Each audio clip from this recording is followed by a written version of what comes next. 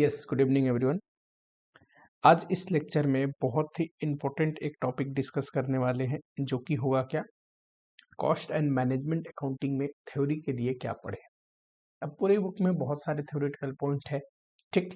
सटीक कौन से टॉपिक है जो इम्पोर्टेंट है, जहां से आ सकते हैं, ये मैं डिस्कस करके आप लोगों को बता देता हूँ। वो थ्योरी में जरूर इनकॉर्पोरेट करना। देखो, अगर हम थ्योरी की बात करें तो आपके पेपर में एक थ्योरी क्वेश्चन आएगा, क्वेश्चन नंबर 6। और थ्योरी पेपर उन बच्चों के लिए बहुत ही इंपॉर्टेंट साबित होगा जिन बच्चों को प्रैक्टिकल में थोड़ी सी प्रॉब्लम आती है, या प्रिपरेशन में ऐसा कभी हो जाता है कि आप पढ़ के तो अच्छा गए, बट एक आध क्वेश्चन आपको आ नहीं रहा है, तो कहीं ना कहीं आपको छोड़ना पड़ सकता है। उस केस में थ्योरी एक इम्पोर्टेंट पार्ट बन जाता है आपकी स्कोरिंग का, ठीक। थ्योरी को थ्योरी जैसा ना समझे।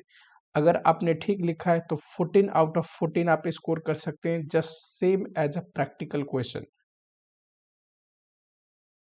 ये कोई एसएम का थ्योरी नहीं है जहां पे इंस्टीट्यूट सब्जेक्टिव व्यू रखेगा। अगर आप सही लिखते हैं, सही मार्क्स मिलेगा, फुल मार्क्स मिलेगा, सिंपल सी लॉजिक है, ठीक। मैक्सिमम थ्योरी जो है ये प्रैक्टिकल अप्रोच पे आते हैं, यानी कि जो ऑलरेडी आप कंसेप्ट प्रैक्टिकली पढ़ते हैं, लॉजिकली पढ़ते हैं, उसी पे आएंगे, ठीक। 80% थ्योरी तो नॉर्मल प्रैक्टिकल सिलेबस पढ़ाते पढ़ाते कवर हो जाता है, 20% ही एक्सक्लूसिव थ्योरी बचता है, ठीक।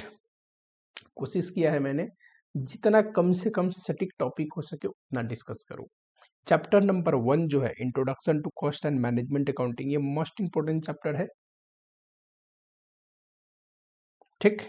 5 थ्योरी क्वेश्चन अगर आते हैं और उसमें से 4 आपको करने पड़े, 4 क्वेश्चन पैटर्न कैसे होता है, 4 क्वेश्चन में 5 number plus 5 number plus 4 number plus नहीं नहीं 3 क्वेश्चन करने हो सकते हैं, या 2+2 आ सकता है, 14 मार्क्स का ही आना है ना। लेकिन जो ये 5 नंबर होगा, इसमें ऑलरेडी पार्ट कर देता है छोटा छोटा। मान लो 5 नंबर में डेफिनेशन है और 5 डेफिनेशन है, तो 5 एक ही चैप्टर से तो नहीं आएगा, मिक्स करके आएगा, एक एक नंबर के सारे डेफिनेशन है, ठीक। चैप्टर नंबर 1 में ये मैंने 4-5 टॉपिक लिखे, उसमें से भी ये 3 टॉपिक मैंने क्या मार्क किया है, वेरी इंपॉर्टेंट, ठीक। बेसिक टर्म्स में ये तो बड़ा आसान है। देखो, इतना आपने कॉस्टिंग पढ़ लिया तो कॉस्ट ऑब्जेक्ट ये आपको पता होना चाहिए, कॉस्ट यूनिट आपको पता होनी चाहिए, एंड कॉस्ट ड्राइवर ये एक्टिविटी बेस्ड कॉस्टिंग में भी पढ़ेंगे। ये तीनों पे क्वेश्चन पूछता है, इंपॉर्टेंट है, ठीक। चलो, फिर कॉस्ट अकाउंटिंग सिस्टम का ऑब्जेक्टिव इंपॉर्टेंट हो सकता है, बहुत अटेम्प्ट से पूछा नहीं है, मे भी पूछ ले, पर मैं ज्यादा वेटेज नहीं दे रहा। इंपॉर्टेंट तो है, लेकिन सबसे ज्यादा इंपॉर्टेंट जो है वो ये 3 टॉपिक है। रिस्पॉन्सिबिलिटी सेंटर, जिसमें आप पढ़ते हो cost centre, revenue centre, profit centre, investment centre, ठीक। Cost control and cost reduction, method of costing, ये तीनों मैं क्या मार्क करता हूँ, वेरी वेरी इंपॉर्टेंट वैसे जो मार्क कर रखा है ये 4-5 ही टॉपिक तो है, पढ़ना आपको सब है। जब ये सबसे ज्यादा इंपॉर्टेंट टॉपिक है और आपको पता है इतनी बड़े कंटेंट में 5-6 टॉपिक बस लिखा है, तो पूरी पढ़ के जाना। इसमें से भी ये 3 टॉपिक जो मुझे लगा बहुत ज्यादा इंपॉर्टेंट, मैंने लिख दिया। यहाँ से डेफिनेशन भी आने की प्रोबेबिलिटी बनती है, डेफिनेशन आएगा। ज्यादातर फेमस जो टर्म्स है कि song cost, opportunity cost, imputed cost, conversion cost, ठीक प्रोडक्ट कॉस्ट, ईटीसी। आपने एक बात को गौर नहीं किया, मैंने डेफिनेशन रिलेवेंट कॉस्ट के ऊपर लिखा है। Cost classification on the basis of relevant costing करके पॉइंट है, उसके अंदर ये सारी डेफिनेशन आप पढ़ते हैं, ठीक। मतलब अदर कॉस्ट क्लासिफिकेशन के अंदर कहने का मतलब है ये सारे टर्म्स आप पढ़ते हो, ठीक है। तो ये कुछ इंपॉर्टेंट टॉपिक बनते हैं जो आपको ध्यान देना है। चलो, मटेरियल चैप्टर से थ्योरी पूछा नहीं था, तो इंपॉर्टेंट आ सकता है एंड मटेरियल चैप्टर में सबसे पहले तो material cost and it's allocation, ये तो हम पढ़ते हैं प्रैक्टिकल के लिए, इसी से थ्योरी आया तो कवर हो जाएगा।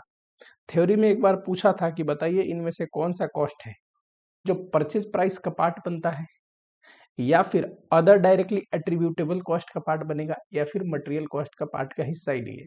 तो प्रैक्टिकल पॉइंट ऑफ व्यू से जो आप पढ़ते हो मटेरियल कॉस्ट पर यूनिट निकालने के लिए इतना याद रहेगा, आप लिख लोगे। ठीक, मटेरियल कॉस्ट कंट्रोल टेक्निक में लगभग 12 से 14 टेक्निक है थ्योरेटिकली आपको पढ़ने वाला, जिसमें से मैं just in time, ABC analysis and perpetual inventory system and continuous stock counting में एक और पॉइंट बनता है, आपको याद होगा, stored ledger and bin card. याद है क्या? Stored ledger and bin card का डिफरेंस ध्यान रखना। यही 3 पॉइंट है जो मैं आपको इंपॉर्टेंट मार्क कर रहा हूं। ठीक, next, treatment of material loss, चाहे नॉर्मल अब नॉर्मल लॉस के ऊपर पूछ सकता है, या फिर specific type of material loss, scrap, wastage, spoil, defective, इनके ऊपर पूछ सकता है। डिफरेंस पूछे या ट्रीटमेंट पूछे, कुछ भी आपको पता होनी चाहिए मटेरियल लॉस का ट्रीटमेंट। एम्प्लॉय कॉस्ट में पहला जो पॉइंट मैंने लिखा है, ये तो प्रैक्टिकल चैप्टर रिवाइज करोगे तो पढ़ोगे, क्योंकि क्वेश्चन बनाने के लिए आइडल टाइम का ट्रीटमेंट एंड ओवर टाइम का ट्रीटमेंट आपको पता ही होनी चाहिए। ओवर टाइम का ट्रीटमेंट सितंबर 24 में पूछा था प्रैक्टिकल, थ्योरी पूछ सकता है आपसे। आइडल टाइम का ट्रीटमेंट उससे पहले मई 24 वाले में पूछा था।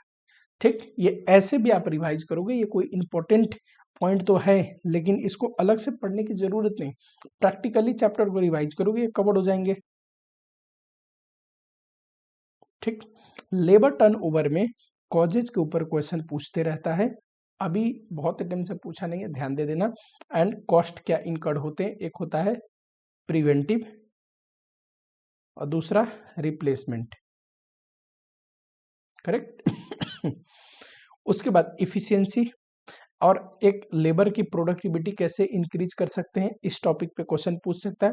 Accounting and control less chance इसलिए लिखा है, एक जमाने से इस पे क्वेश्चन नहीं पूछा है, ठीक, पर देख के जाना है। ठीक है, क्वेश्चन पूछा है, पास्ट में तो बहुत बार पूछा है, हाल ही में कुछ अटेम्प्ट से इस टॉपिक पे क्वेश्चन नहीं पूछा है। ओवरहेड में मैक्सिमम तो प्रैक्टिकल पढ़े हुए उसी में कवर हो जाएगा, जैसे कि primary and secondary distribution. Primary distribution में अपोर्शनमेंट इंपॉर्टेंट है, बेसिस ऑफ अपोर्शनमेंट, कि कॉमन ओवरहेड को कॉस्ट सेंटर पे कैसे बांटते हैं। ठीक, तो ये ध्यान रखना। डायरेक्ट कॉस्ट वर्सेज ओवरहेड, ये पूछता तो नहीं है पर आपको क्लियर होनी चाहिए, बाई चांस पूछते तो। ये बहुत ही बेसिक है, किसी भी टीचर से आपने पढ़ा होगा तो इतना जरूर आपको पढ़ाए होंगे कि डायरेक्ट कॉस्ट और ओवरहेड में क्या फर्क है। थ्योरी के लिए ये एक्सक्लूसिव थ्योरी बनता है, बहुत इंपॉर्टेंट, टाइप्स ऑफ कैपेसिटी। और दूसरा ओवरहेड रेट, इसमें तो सिंगल रेट या ब्लैंकेट रेट और दूसरा डिपार्टमेंटल रेट, नहीं भी तो ना, मैं क्या बोलूं आपको, इतनी बार इस डेफिनेशन पे क्वेश्चन पूछा है, इंपॉर्टेंट है, ध्यान रखना। ट्रीटमेंट ऑफ अदर आइटम करके आपको थ्योरी लेक्चर में पढ़ाया है, उसमें पढ़ाया तो बहुत चीज है। बैड डेप्ट and research and development cost past में बहुत बार पूछे गए टॉपिक है, तो इनका ट्रीटमेंट आपको पता होनी चाहिए, सिंपल सी बात है। एक्टिविटी बेस्ड कॉस्टिंग में traditional costing versus activity based costing, ये आपको डिफरेंस पता होनी चाहिए, इंपॉर्टेंट है। ठीक। दूसरा कॉस्ट ड्राइवर, हर एक एक्टिविटी का जो कॉस्ट होता है, ओवरहेड होता है, उसका कॉस्ट ड्राइवर क्या होगा ये आपको पता होनी चाहिए। मैंने यहाँ पे बेसिक टर्म्स नहीं लिखा है, पर बेसिक टर्म्स भी आपको पता होना चाहिए कि कॉस्ट पूल क्या होता है, कॉस्ट ड्राइवर क्या होता है, कॉस्ट ऑब्जेक्ट क्या होता है। ठीक, चलो नेक्स्ट, कॉस्ट शीट में, इसमें ऐसा थ्योरी के लिए कुछ पढ़ने की जरूरत नहीं, जो आप पढ़ते हो कॉस्ट शीट का एक एक एलिमेंट इतना काफी है। हाँ, production account versus cost sheet, दोनों में डिफरेंस क्या है, ये कई बार पास्ट में पूछा हुआ क्वेश्चन है, एक जमाने से पिछले 10 सालों से नहीं पूछ रहा है, थोड़ा बहुत आपको आइडिया होनी चाहिए, बाई चांस पूछ दे तो। ठीक, फिर कॉस्ट अकाउंटिंग सिस्टम, चलो इसमें तो ये तीनों ही इंटर रिलेटेड क्वेश्चन है, तो इसको मैं बहुत इजी बोलता हूं। ठीक, cost accounting and financial accounting, आपको डिफरेंस पता होनी चाहिए, ये पता हो गया तो इंटीग्रल नॉन इंटीग्रल इजीली आप लिख दोगे। ठीक, और ये पता हो गया तो reason of difference in profit of cost accounting and financial accounting ये भी आप इजीली लिख दोगे। ये तीनों पे टॉपिक पे क्वेश्चन पूछा है पास में भर भर के।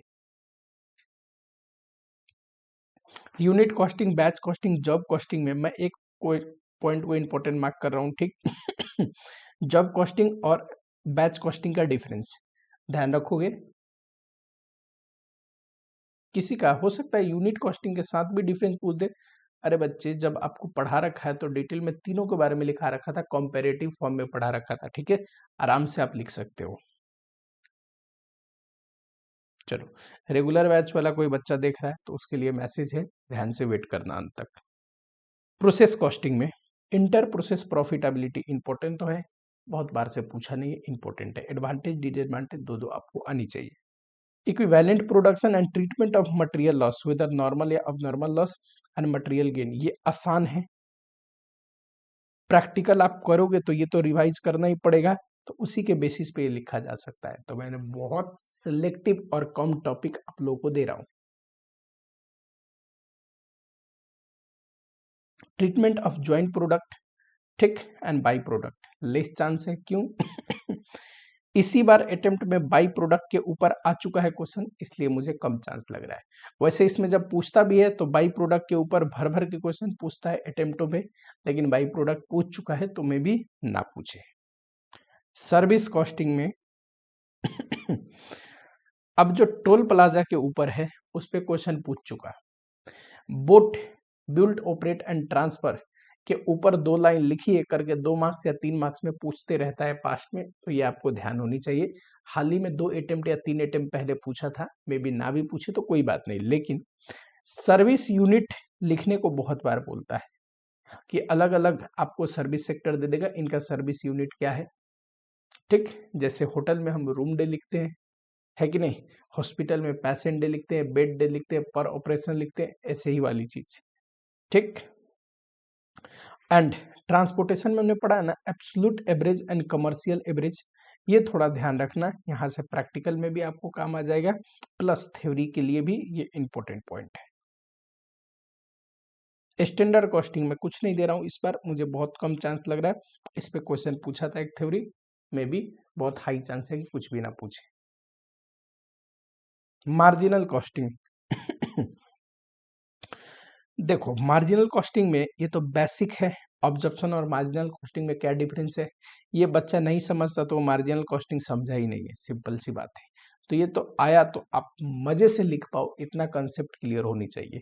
दूसरा, सीबीपी एनालिसिस पे डेफिनेशन पूछा जा सकता है, जैसे कि ब्रेक इवन पॉइंट क्या होता है, या ब्रेक इवन पॉइंट के बारे में कुछ दे के एनालिसिस करवाए, ठीक। सिमिलरली पीबी रेशियो, ये सारे टर्म्स क्लियर होने चाहिए। मार्जिन ऑफ सेफ्टी कहने का मतलब ये है। शॉर्ट टर्म डिसीजन मेकिंग पे क्वेश्चन पूछता है, जैसे कि शॉट डाउन पॉइंट के बारे में एक्सप्लेन करने को बोल दे, कॉस्ट इन डिफरेंस लेवल के बारे में एक्सप्लेन करने को बोल दे, रिलेवेंट कॉस्ट क्या होता है एक्सप्लेन करने को बोल दे, तो ये सारे इंपॉर्टेंट है, ठीक। बजट थ्योरी के लिए निहायती, ठीक, आसान बोल सकता हूं, एंड मोस्ट इंपॉर्टेंट चैप्टर है। आप पास्ट अटेम्प्ट का खोल के देखना, हर एक दूसरे अटेम्प्ट में बजट से क्वेश्चन पूछता है, इस अटेम्प्ट में भी पूछा था, ठीक। डेफिनेशन में 2 पॉइंट थे। मैं ज्यादा कुछ नहीं दे रहा हूं बजट में। जीरो बेस बजटिंग आपको पता होनी चाहिए।